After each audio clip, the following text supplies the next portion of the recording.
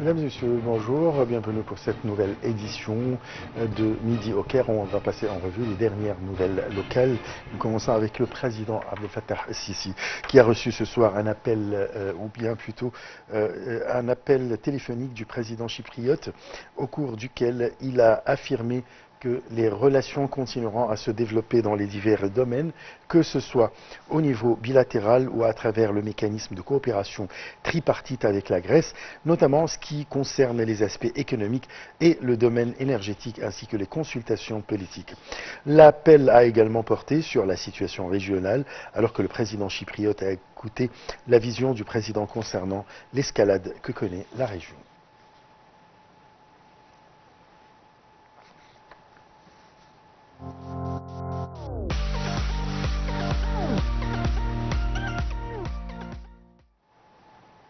La République arabe d'Égypte a exprimé dans un communiqué émis par le ministère des Affaires étrangères et de l'immigration ce samedi sa plus ferme condamnation du bombardement israélien qui a frappé l'école Al-Tabin dans le quartier de Darraj à l'est de la ville de Gaza. Ce raid a entraîné la mort de plus de 100 Palestiniens et blessé des dizaines d'autres.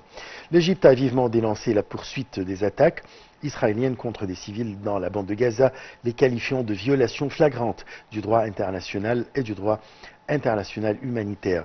Elle a appelé la communauté internationale à adopter une position ferme et unifiée pour protéger le peuple palestinien dans la bande de Gaza. Le Caire a souligné que la persistance de ces crimes à grande échelle, ainsi que l'intention manifeste de cibler un nombre croissant de civils à chaque tentative de négociation d'un cessez-le-feu, démontrent l'absence totale de volonté politique de la part d'Israël pour mettre un terme à cette guerre destructrice.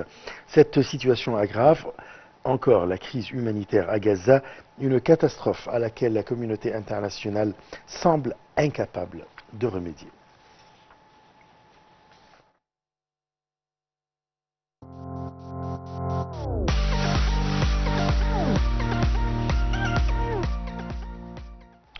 Le ministre des Affaires étrangères, de l'immigration et des Égyptiens de l'étranger, Badr Abdelghati, a eu un entretien téléphonique avec le ministre burkinabé des Affaires étrangères, de la coopération régionale et des Burkinabés de l'extérieur de Bamako, Jean-Marie Traoré, sur la promotion des relations bilatérales. Le chef de la diplomatie a présenté ses vœux au ministre Traoré à l'occasion de la fête de l'indépendance du Burkina Faso, célébrée le 5 août, selon le porte-parole du ministère. Les voies de coopération en cours entre l'Égypte et le Burkina Faso, les moyens de les développer vers de plus larges horizons, de sorte à être en phase des priorités des deux pays, ont fait l'objet de discussions.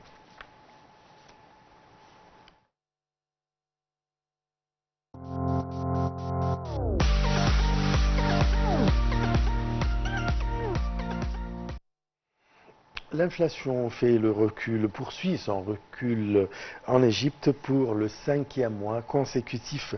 En juillet 2024, elle a atteint 25,2% contre 27,1% le mois précédent et 38,2% en juillet 2023 selon les données publiées jeudi par l'Agence centrale de la mobilisation des statistiques publiques.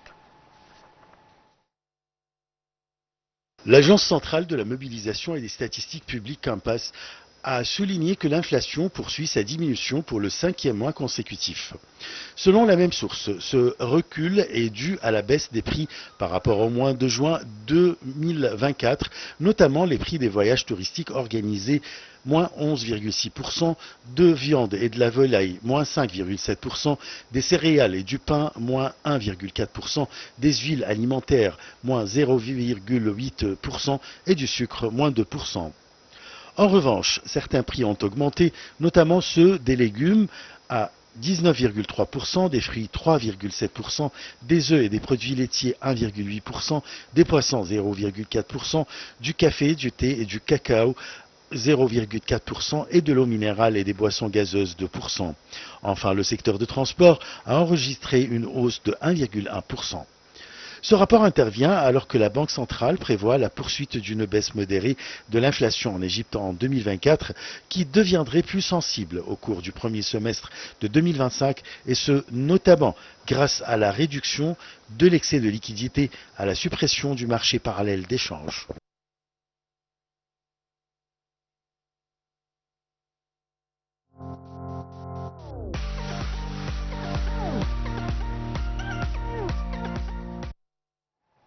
La Banque centrale d'Égypte a révélé que les Égyptiens, ou plutôt les transferts des Égyptiens vivant à l'étranger, ont augmenté au cours du mois de juin 2024 pour le quatrième mois consécutif à un taux de 65,9% pour atteindre environ 2,6 milliards de dollars contre environ 1,5 milliard de dollars au cours de juin 2023. La Banque nationale d'Égypte lance un service de transfert instantané de fonds provenant de l'étranger. Encouragé par la libération du taux de change, un des plus grands bureaux de change connaît une hausse des recettes en devises. Les transferts en dollars des Égyptiens à l'étranger ont augmenté 10 fois suite à la dévaluation de la livre. Le communiqué publié par la BCE note qu'au cours de la période avril-juin 2024, les transferts ont également connu une augmentation de 61,4%, enregistrant environ 7,5 milliards de dollars contre près de 4,6 milliards de dollars au cours de la même période en 2023.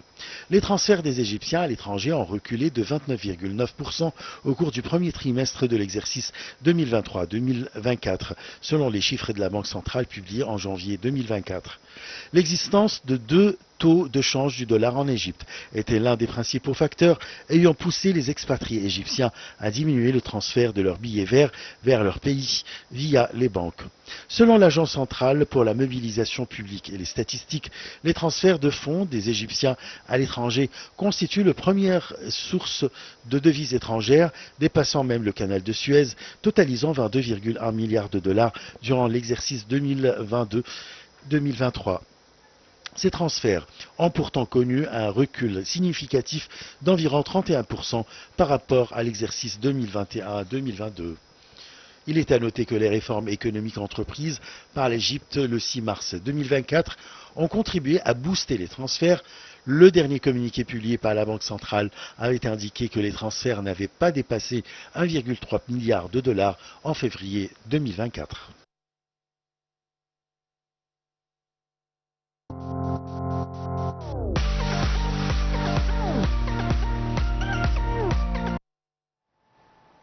Le ténor Kerot El Ahly a été couronné champion d'Égypte pour le 44e fois de son histoire après une petite victoire 1-0 contre Smoua.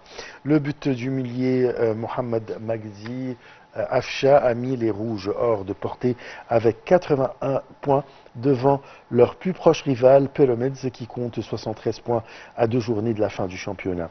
Avec cette victoire, El Ahly poursuit sa série d'invincibilité en championnat, soit 20 matchs, battant son ancien record de 17 victoires consécutives lors de la saison 2004-2005. Ce titre de champion d'Égypte vient couronner une saison historique pour les Rouges qui ont remporté la Ligue d'Afrique, la Supercoupe d'Égypte, la Coupe d'Égypte, en plus d'une médaille de bronze à la Coupe du Monde des clubs.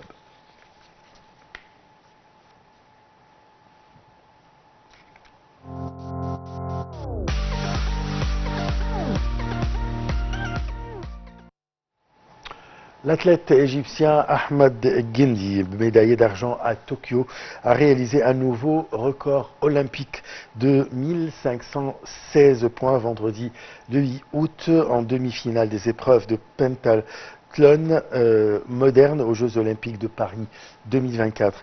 Auteur d'une superbe journée, El Guindi a franchi le premier la ligne d'arrivée du laser run, réalisant 693 points en 10 minutes 30 secondes, 61e.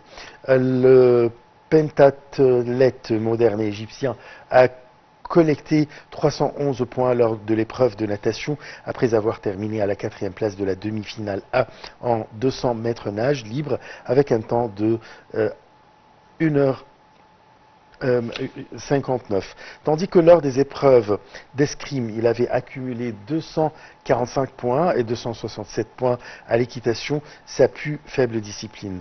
El Gendi, âgé de 24 ans, disputera les épreuves finales aujourd'hui à 18h30.